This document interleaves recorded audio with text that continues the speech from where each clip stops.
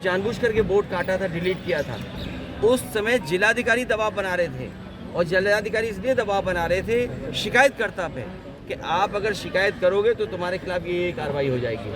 आप कभी भी यूपी का चुनाव देखे होंगे, डीजीपी हटता था, होम सेक्रेटरी हटता था, डीएम हटते थे, एसएसपी हटते थे। जब से बीजेपी की सरकार आई है ये पोस्ट होते हैं कि चुनाव कौन लूट सकता है अच्छी तरह, जो चुनाव अच्छी तरह लूट सकता है उसको अच्छी पोस्टिंग दी जाती है। और ये मैं ये एक बार नहीं कह रहा हूँ, आप हमारे जो पार्टी के हैंडल से शिकायतें हुई हैं, जो हमारे पार्टी के ट्विटर हैंडल से, सोशल मीडिया के माध्यम से चुनाव आयोग को बाकायदा वीडियो के साथ, क्लिप्स के साथ, न्यूज़ के साथ टैग कर करके किया। अगर एक भी अधिकारी के खिलाफ कार्रवाई की हो चुनाव आयोग ने तो बताइए आप। और एक तो अधिकारी रिवॉल्वर दिखा रहा था, प्रेस के लोग अलाउड नहीं थे। सीसीटीवी में रिकॉर्डिंग है कि जहां पुलिस ने वर्दी बदल करके वोट डाला है। आप बताइए पुलिस के लोग वोट डालेंगे? कुंदरकी का चुनाव आप निकलवाइए या सीसीटीवी की रिकॉर्डिंग निकलवाइए, एक एक सीसीटीवी में आपको पुलिस के लोग निकलेंगे जो प्राइवेट ड्रेस में वोट डाल रहे थे। इसीलिए कभी सीसीटीवी की रिकॉर्डिंग नहीं दी जाएगी आपको। और आयोग ने ये भी फैसला ले लिया कि इतने दिनों के बाद आप मांग भी नहीं सकते हैं। आप अब तो रिकॉर्डिंग भी नहीं, आप रिकॉर्डिंग निकलवाइए। मुझे उम्मीद है अपने पत्रकार साथियों से कि लोकतंत्र आप ही बचाओगे, लोकतंत्र आप बचाने के लिए काम करोगे। इसलिए हमारा सुझाव है कि ये जो मशीन रखते हैं बीजेपी वाले, नकली आधार बना करके नकली वोटर आईडी बनाते हैं, इनकी मशीन छीनी जाए और वोटर आईडी और आधार मेटल का होना चाहिए। चुनाव के दिन कोई नकली ना बना सके। कम से कम चुनाव को इतना खर्चा तो करना चाहिए, मेटल कार्ड हो। और जो आधार जिसमें हम सब कुछ डिपेंड करता है, हमारा सब कुछ आइडेंटिटी है वो तो मेटल का हो, वो तो नकली बन जाए। रीड करने के लिए तो मशीनें बना ही सकते हैं। टेक्नोलॉजी इतनी आसान है, इतनी सस्ती है, वो हम किया जा सकता है। लेकिन चुनाव को सुधार करना चाहिए, सरकार को हमारी बात सुननी चाहिए।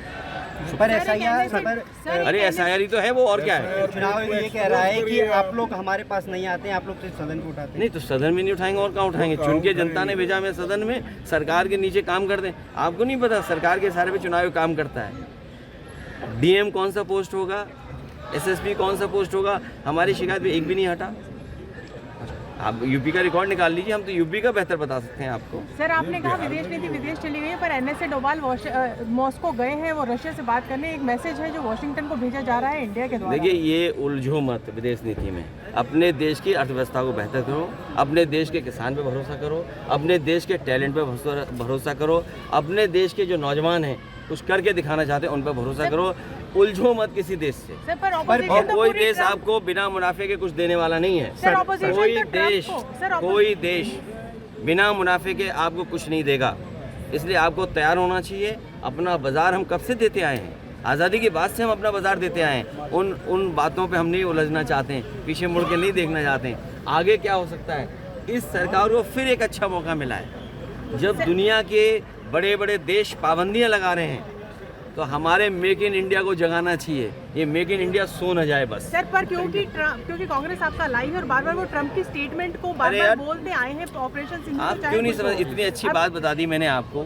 ये आपको मौका मिला है अपनी अर्थव्यवस्था को सुधारने का। हम सब अपने किसानों पे भरोसा करें, उद्योगपतियों पे भरोसा करें, नौजवानों पे भरोसा करें, अपनी इंस्टीट्यूशंस पे भरोसा करें और एक बार फिर 10 साल और 15 साल का ये कार्यक्रम बनाएं कि हम कोई चीन का सामान नहीं खरीदेंगे और विदेश का सामान आने से या विदेश पे हम निर्भर ना हो, उसके लिए हम कार्यक्रम बनाएं। इसलिए मेक इन इंडिया सोए नहीं, मेक इन इंडिया जाग जाए, मेक इन इंडिया और तेजी से काम करे।